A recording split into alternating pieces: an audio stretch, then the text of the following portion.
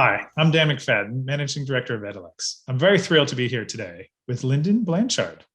Lyndon is the Chief Operating Officer of the Digital Skills Organization Limited.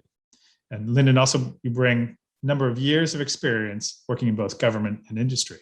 So first, Lyndon, thank you for joining me today. Really looking forward to it. Thank you very much. Pleasure to be here.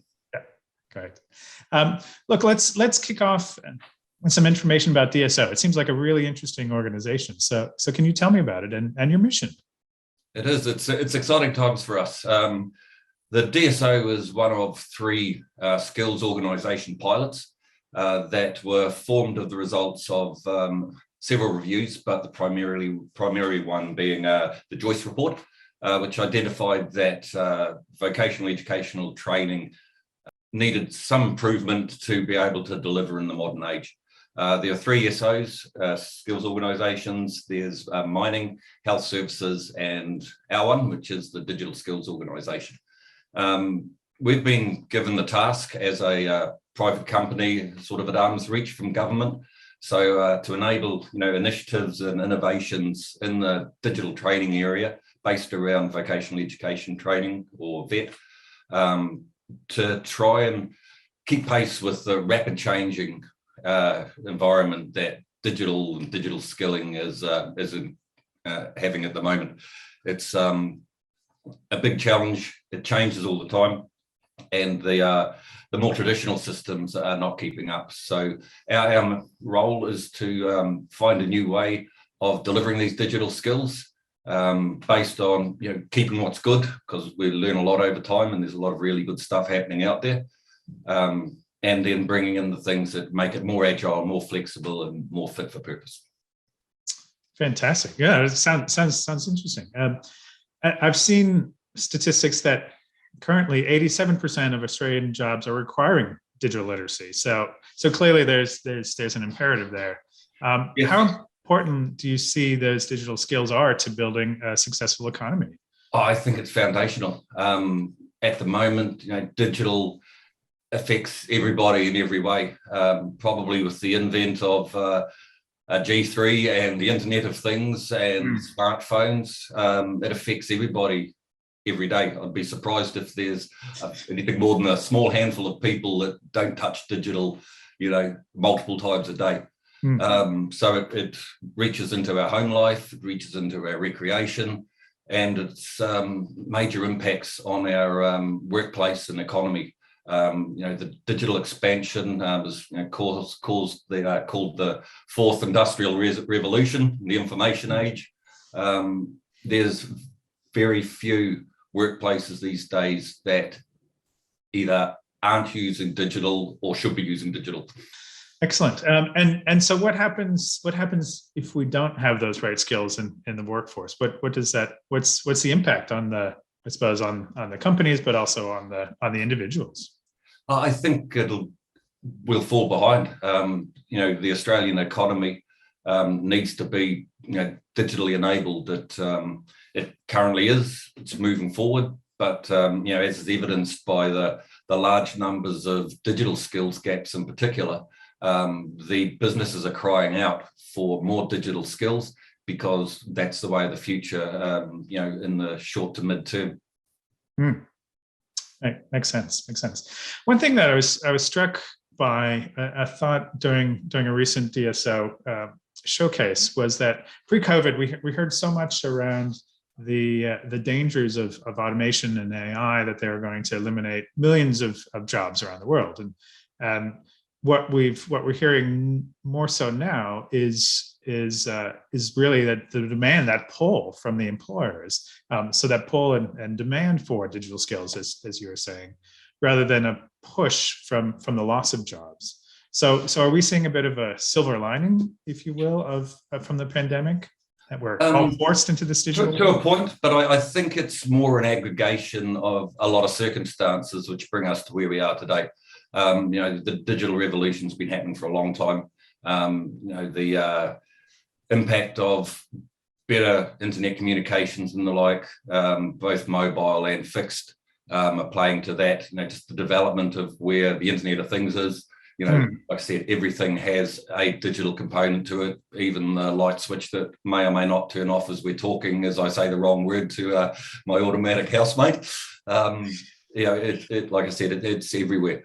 I think COVID has caused a lot of businesses to relook at their operating models. You know, being forced to work from home, being forced to rely more and more on, you know, the base level digital collaboration and communication tools, has caused an elevation in demand, of course. But more than that, the way that some of the technologies are developing, you know, are just opening up new paths for economic growth. You know, a lot of scaremongering out there about artificial intelligence and things like that, but you know, they said that back in the old industrial revolution a couple of centuries ago, that all this machinery and industry was going to kill off everybody's jobs, and that didn't happen. Economies actually grew and flourished off it, and I believe the same will happen here.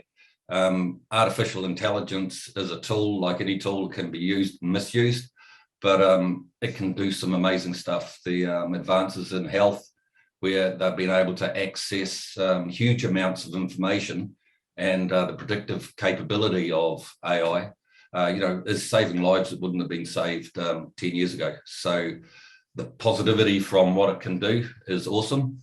And to me, I think it's actually giving people a lot more options of what they can do into the future. The repetitive automotive type, automated type things, can be done by computers, can be done by machines, but humans are the ones that provide the you know, the understanding, the depth, you know, the support and services that go with all that automation that runs underneath. Sure, there's going to be certain job types that have less human requirements for them, but that will then, excuse me, that will then open up a whole heap of other opportunities for, you know, where the human interaction is actually needed.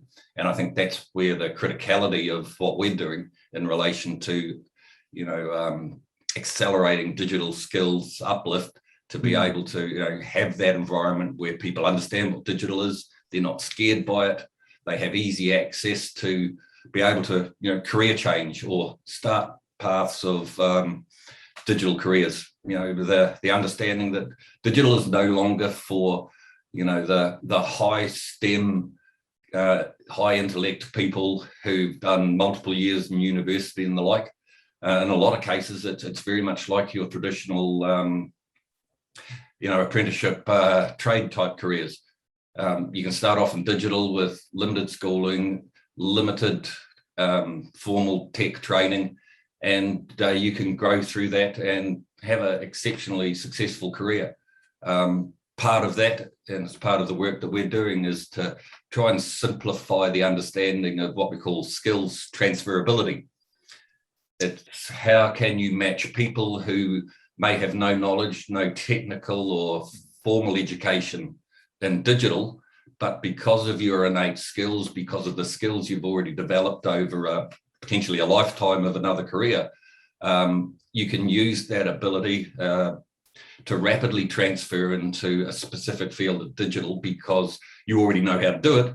You just need to be trained with the tools that are digital to actually enable that. And there are some amazing examples out there. One of our board directors, the CEO and founder of With You With Me, which focuses on transitioning Defence Force veterans into the digital world. They've segmented the various roles in the Army and linked them to where people are likely to easily understand and easily get to a level of competence through small amounts of training, and thrive in it because it's where their mindset is. It's the things they like doing. An interesting example is that for cybersecurity, cyber analysts, special forces and people like that are well fitted for it. They have the same sort of mindset of, you know, identifying problems, coming up with solutions to fix the problems, and then executing those solutions. And it's almost like, you know, ducks to water. You learn a few more skills, you have to learn a few more things, but you learn it very quickly because it sits well with you, you understand it, you get the concepts, and actually the tech training is, a minimal part of, taking that first step into the digital world. Interesting. So it really we are the sum of that of an aggregation of informal, non-formal, and formal training and education to give us the skills Exactly. and competence. And that's one of the barriers that we're trying to break down within the DSO. There's a thought out there that, to be successful in digital, you need to have a degree, you need to spend X amount of time getting formal training. And in certain elements, that is the case. There's definitely a need for those. But in the main, there's actually not a lot of tech requirement if you've matched to your own aptitude to the right application of roles. You can do small amounts, weeks of tech training and be quite productive at the start. Fantastic. Well, and actually that's a great segue. I'd love to learn more about the DSO Cremorne project. So and I first heard about it at your DSO showcase, but it's fascinating for me that you have companies that are demanding these skills that normally would be or are competing for the same sort of individuals with these digital skills, but they're collaborating and they're also working with Kangan Institute, a local vet provider. So yeah, how did that all come about, and what is that Cremorne project about? It's very interesting. We learned through our board and through contacts down in Melbourne that and we knew at a national level that there is a huge shortage of appropriately skilled people for digital employment. The Kangan Cremorne business precinct has a lot of very successful Australian-based companies such as MYOB, REA, Car Sales, Live Tiles, etc., etc.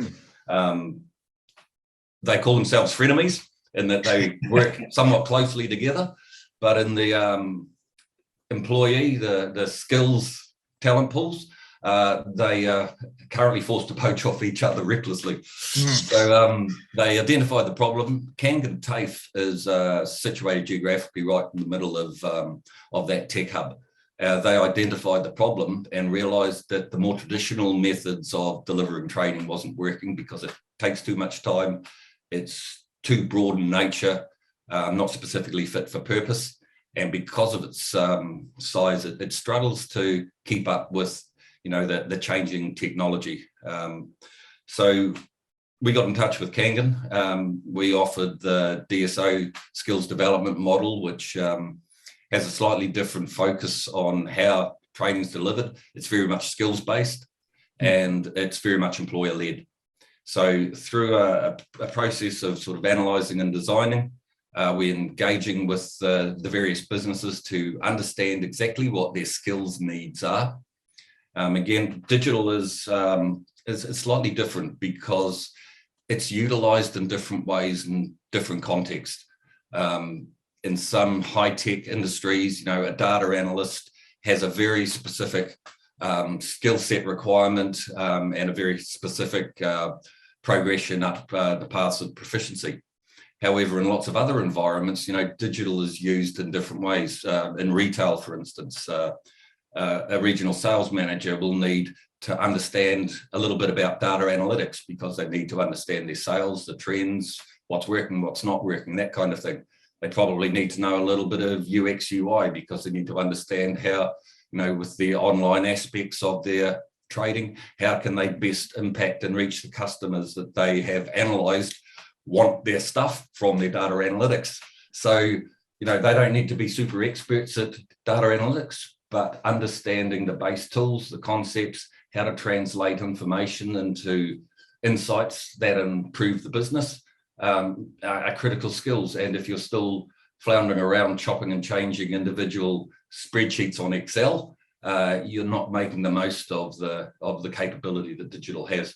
So with that complex, everybody wants something different paradigm around, the employer-led focus of our model is to have that close relationship at the front end with the employers.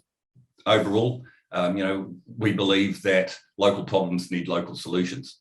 So the national frameworks that we're building are to enable assurance, consistency of description, so people can call apples with apples. And when you're an employer, you know that this phrase means this guy can do this thing. However, you also need to have the flexibility that you can build what you need at the time. So engaging these employers, understanding exactly what their skills needs are, linking to the right talent pools. And here's another important part of the model, understanding the talent pools and also having each individual have a real self-understanding of what they want to do, where they thrive, where their skills lies. I talked earlier about skills transferability, understanding where good paths for them to be successful, to enjoy, and to be able to contribute is a very important part of that sort of selection process as well. So you've got the employers understanding what they need and being able to describe that accurately in digital skill sets. Also, not forgetting the fact that tech skills are just a small part of how you operate in a workplace. Lots of other skills, how to problem solve, communicate, those kind of things are very important as well and should be blended into any sort of training. So as you build a tech training, you also build your understanding of how you operate. And of course, everybody operates different. So again, that employer-led training to enable the people who are going to be employed by those employees are getting built into the company culture, the company way of operating right from day one. So when that initial bite of tech training supported by the more horizontal type training is completed, they're actually pretty much ready to step into the workplace and be productive from day one because they've been trained in how to do it as they go. So front-end loading a lot of things that maybe traditionally that didn't happen, or it didn't happen with as much focus as what we're aiming to do. And it's been picked up exceptionally well.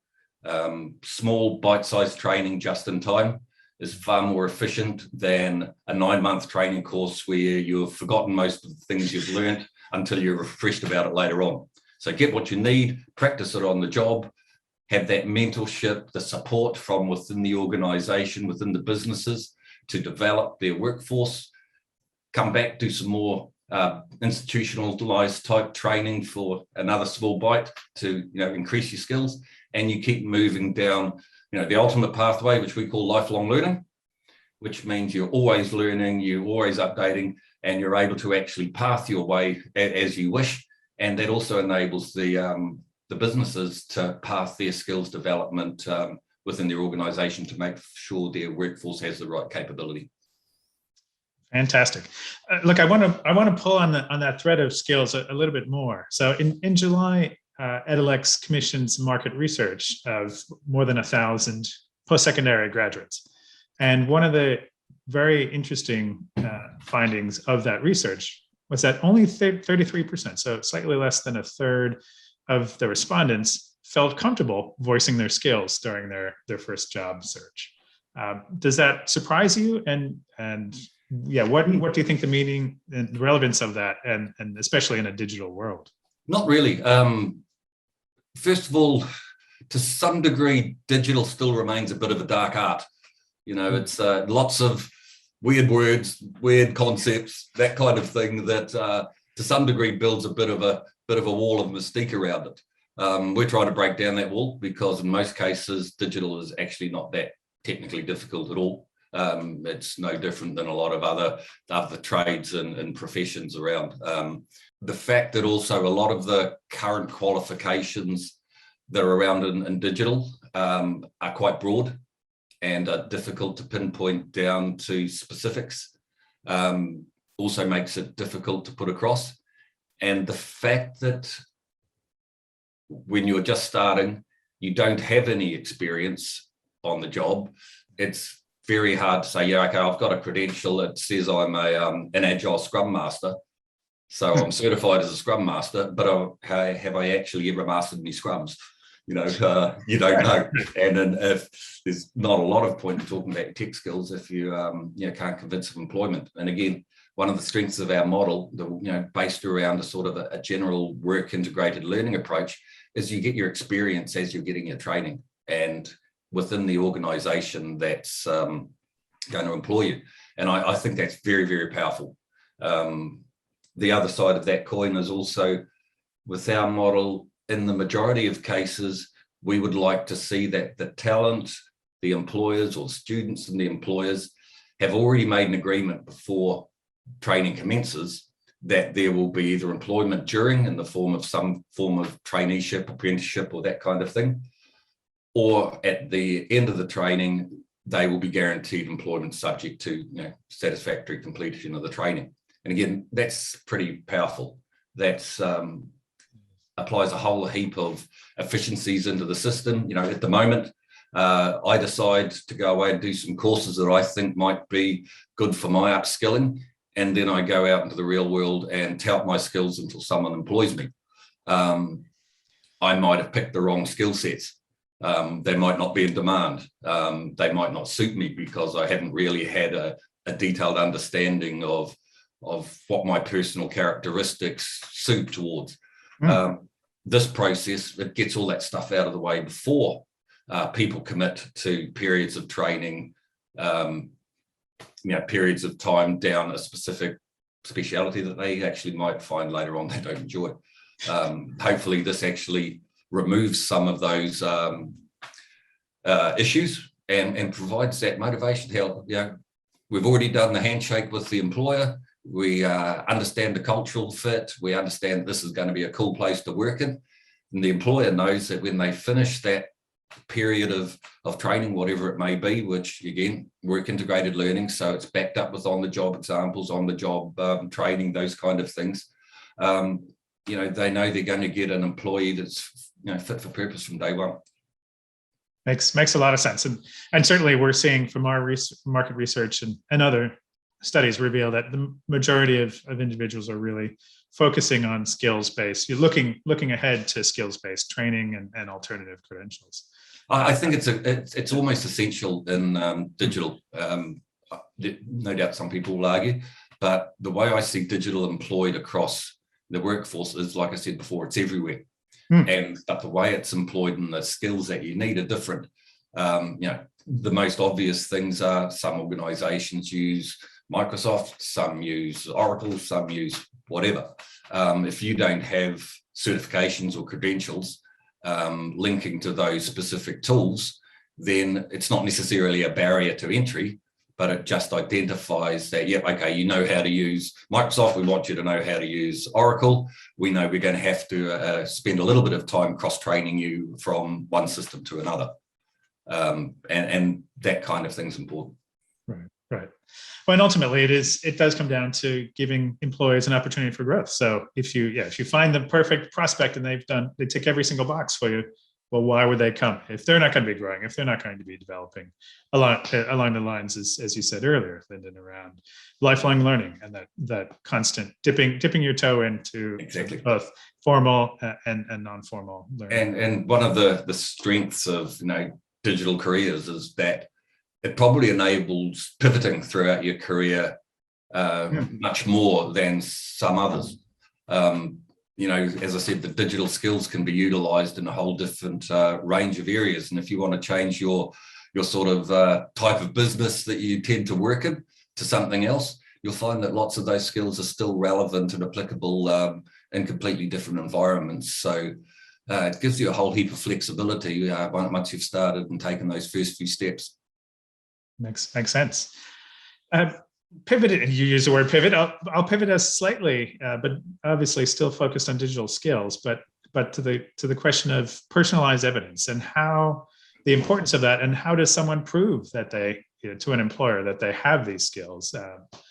It's another one of the really important things that we're looking at within the vet system. Obviously, qualifications are the sort of the gold badge to say you are competent, proficient in a variety of things. But there are also lots of other things as well. Again, because digital is utilized in lots of different ways, a qualification is generally made up of quite a large suite of skill sets, or as they're called these days, at the moment, competencies. A lot of those competencies may not be relevant in specific applications, so they're almost redundant. So a lot of people will only sort of do part qualifications, and they need to be recognized. we're looking at various options. The current flavour of the month is sort of digital badging, and to be able to have an individual portfolio, if you like, of the things that you've done, badged in a way that's easily understood, has a level of assurance or accreditation behind it, has a common language behind it, if you like. So when I see this badge and it says that, I know this is, the skills, capabilities that the person has. Qualifications, in my mind, tend to or should be focused primarily on the minimum core requirements of the thing we're talking about. That's obviously an important part, but only part of it.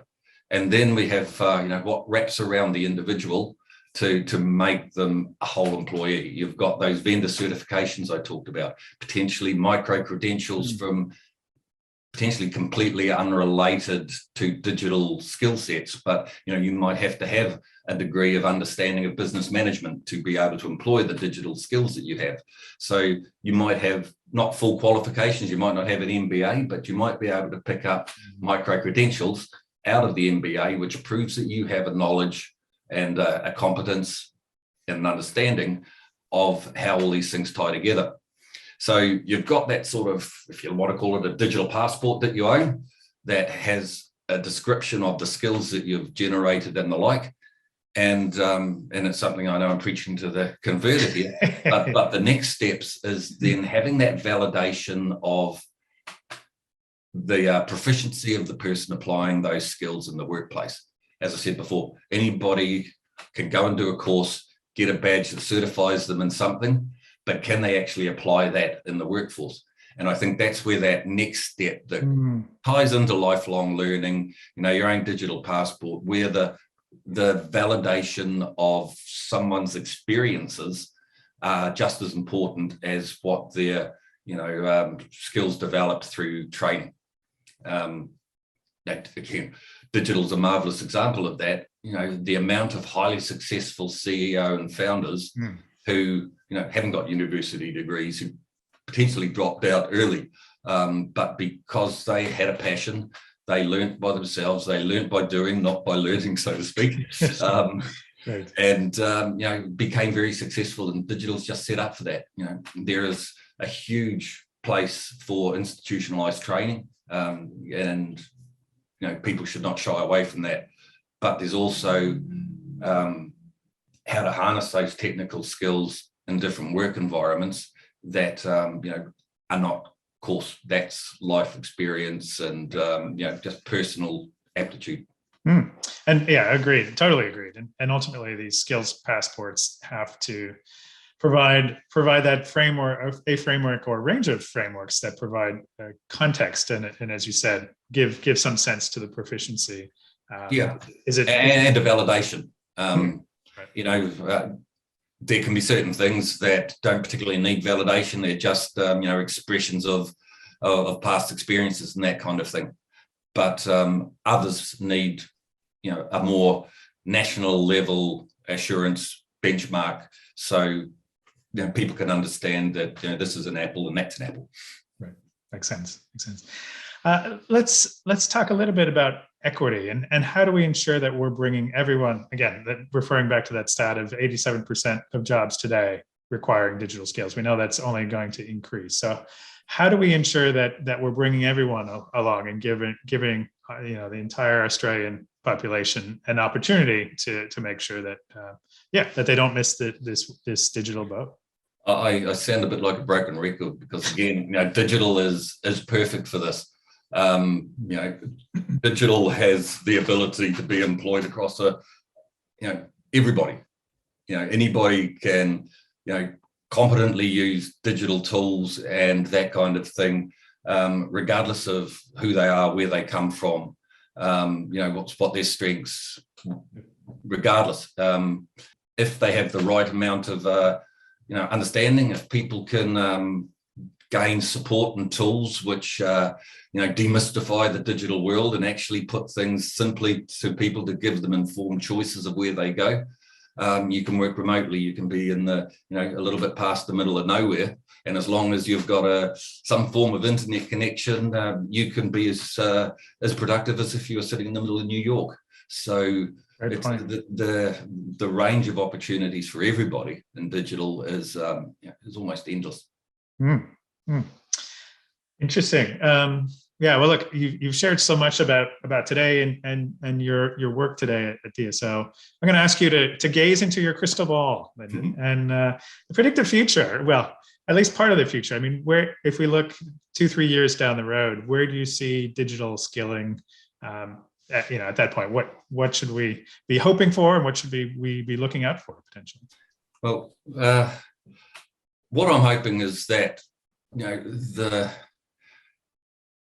mystifications of digital are removed, and it just becomes a tool and a thing that we use naturally, and that we decide to increase our understanding, knowledge, and proficiency with down the paths that we want to go. Training, support, understanding should be available for everybody. Shouldn't be onerous. Where relevant, it should be embedded in businesses, workforce development, and that kind of thing. And like I said, easy to access. It should be fit for purpose. So I'm not doing a whole heap of stuff because I have to, because that's what the course says I need to do. I'm doing the things that are relevant and pertinent to me at the time, underlaid with the other skills, the non-tech skills that I need to actually be able to use those tech skills in the workplace. If we can even get part of the way there to making fit for purpose, agile training that's not onerous, then I'll be very proud of that. Fantastic. Great. Well, look, a wide-ranging discussion and many more topics that I'd love to dive into, but just with an interest on time, probably one more question. I know from our previous discussions we're both fans of big, complex models and diagrams and all the components and how they work. You've heard of my PowerPoints, have you? as with mine, but thinking about for the learners, for companies, what tools do you have? Are you working on at DSO to help this future that you've outlined? Yeah, it's linked into the simplification thing. The ability for us to put together some tools. At the moment we're looking at some sort of proof of concept type tools to support in-house learning of digital literacy, digital fluency type skills and training. Tools that will enable an organization to understand what their actual workforce capability is, what their skill sets they already have are, and how to close those skill gaps if they have them. But first you need to understand what skills you need. So again, there's support tools that we're developing, or more accurately, that we're using successful commercial models that will support to help, particularly small and medium enterprises. They make up to 80% of the Australian workforce. They don't have the learning and development capabilities and that perhaps the larger corporations do. So we're trying to provide simple tools, simple support that are not high impact in relation to workload and time and effort, because most small businesses don't have the time to do anything but their core business. So to try and integrate these things. So we're developing a proof of concept called the DSO Toolbox. It will, in its initial phases, it will have a couple of tools that will be available for individual use. An aptitude assessment tool, which is a way that you can sort of understand yourself, go through a series of reasonably not scary sequences of questions, and then through some highly smart algorithms sitting behind the back and based off worldwide data, it's able to give you some suggestions on what kind of work environment do you thrive in, what sort of things do you enjoy doing in the work, what sort of digital careers or digital specialities could you be more suited to? So it helps you from taking this broad, scary world of digital to something that's, oh, well, you can, because you like this, because you like that, you're possibly suited towards these kind of specialities. And then at the end of that path, here's some opportunities that you have for A, upskilling yourself if you want to, and B, potentially touching to employers to start your career down those specific digital paths. Fantastic. Well, yeah, looking forward to those tools as they get developed and released, and I think relevant for all of us. So. And as I said, proof of concepts, because there's a lot of really, really good stuff out there anyway. One of the main things that we're very careful of in the DSO is that we not trying to reinvent the wheel. Our model was built around understanding best practice that's actually happening out there now. And then, most of those best practices are quite focused on, the business requirements within the organization that's developed those tools or process techniques. What we're trying to do is lift those up to give them a more national applicability. So they're useful for huge corporations right down to, those really, really important 80% of our small and medium enterprises. Fantastic. Wonderful. Well, look, thank you so much for your time today. I really appreciate your insights into the marketplace, into DSO and the tools and the approaches, the way you're modeling things and really looking to improve our digital world and help not only individuals but companies and educational institutions along the way. So thank you again for your time. Hey, it's been my pleasure and a joy to talk to you about something that I'm exceptionally passionate about, and that's critical for our development. As a nation, the goal we have is to have Australia become a leading digital economy by 2030. That's not that far away. And we've got all the capability. It's just a case of simplifying what we do now, making it more accessible, and as I said, demystifying digital to start those careers. Fantastic. Wonderful. Well, thank you again for your time, and looking forward to our next. Thank you very much. It's been a pleasure.